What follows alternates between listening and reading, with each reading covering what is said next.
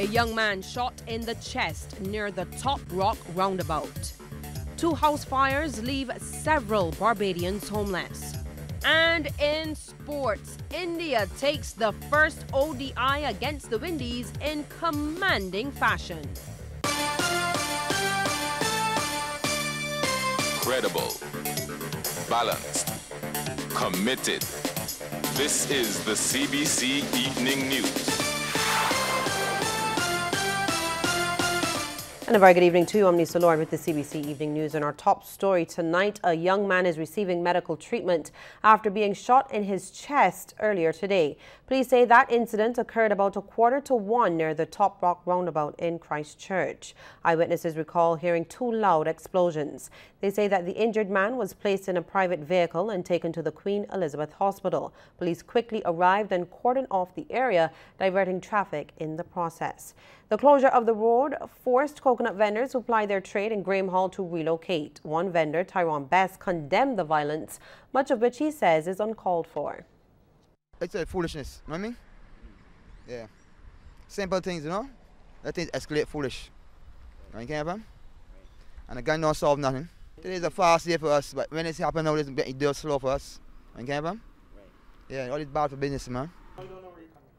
They didn't happen close to you, just about 100 meters off all the time, so, right? Because we want to sell it up the top. Right. You understand me? But all this happening, got the whole road blocked up now. Right. You can't get nothing happen now. You understand me? It's not bad for business, man. At least 10 people are homeless following a fire in a Christchurch community last night. Police say they received a report of a house fire in Silver Hill Landing Scheme shortly after 10. The fire destroyed 2 structures. The first, a wooden house owned and occupied by Judy Nurse and 5 others. The second was a wood and wall structure owned and occupied by Carolyn Proverbs Gooding and 3 others. Both homes were uninsured. A third house occupied by Joan Gittings and 9 others was damaged by the heat from the fire. Neighbor Malcolm Tull says it was a narrow escape for both families.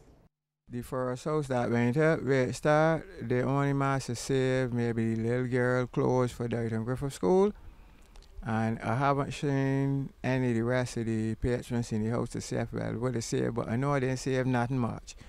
Because they come up with like just what I had on, they was barely able to, and then with the heat and everything, it just, like when the house, the side fall over to the next door neighbor, Richard's Cafe. That's where the fire catch from there and went down to the back and get away with everything. Because she was sleeping also. She and her son and they were sleeping. And a family of 6 is homeless at Stuart Hill in St. John following a fire yesterday afternoon. The 4-bedroom house, which was destroyed, belonged to Haven Whitehall. He shared it with his wife, son, and 3 grandchildren. Fire officials responded to the blaze around 2:30. Mr. Whitehall, who was not at home at the time of the fire, was unable to save anything. The house was also uninsured. He says the family is staying with his stepdaughter for the time being. He says he has been visited by the Member of Parliament for the area, Charles Griffith, who has promised assistance, as well as a representative from the Rural Development Commission. Yesterday got a call. It was in 6 Roads in St. Philip. And my wife and me, we got a call that a house in the back of Stuart Hill is burning. And all I can tell, when I hustle to get here, I realize it is my house that is burning. Well, we saved nothing at all. Everything got burned up. Everything gone completely. A local youth advocate is reporting a rise in the number of people attempting suicide. Founder of the Nature Fun Ranch, Corey Lane, believes the phenomenon has generally gone unnoticed by Barbadians. He says normally he would deal with 1 or 2 cases a year, but this has changed in recent times.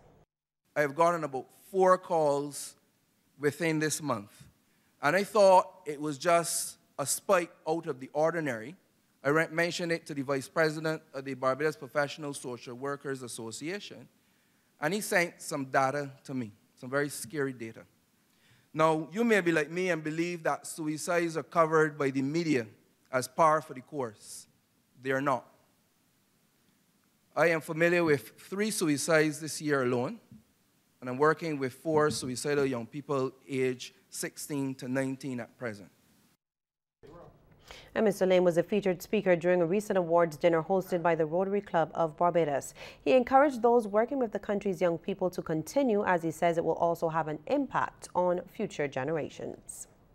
The legacy of your time is about the time you invest, not the time you spend. It is time invested because when you help someone, they're going to help someone else.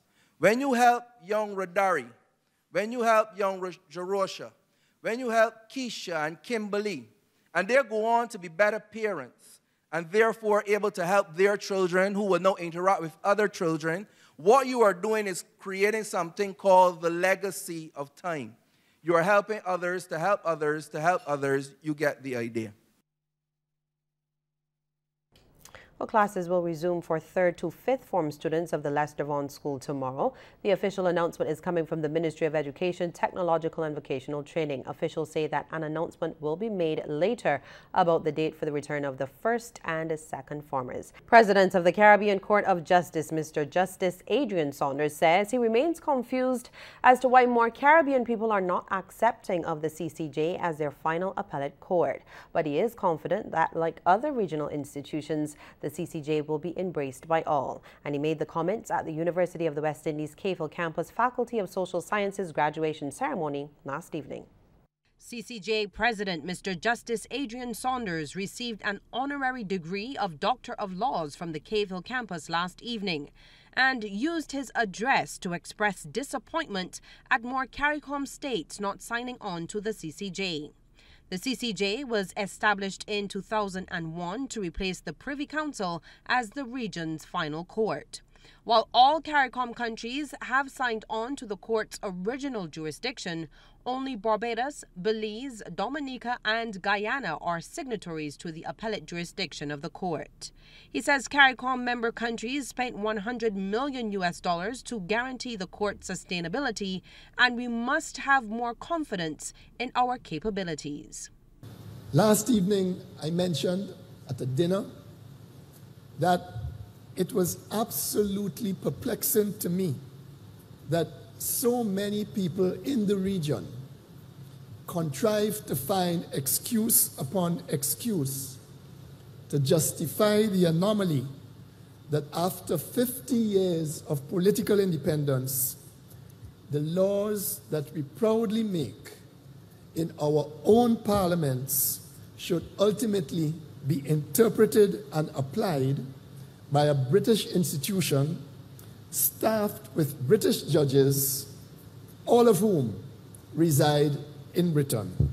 Justice Saunders told the graduands that it was important to take risks and recognize opportunities when they present themselves. Sometimes these opportunities are never exactly framed in the way that you would want them to be framed.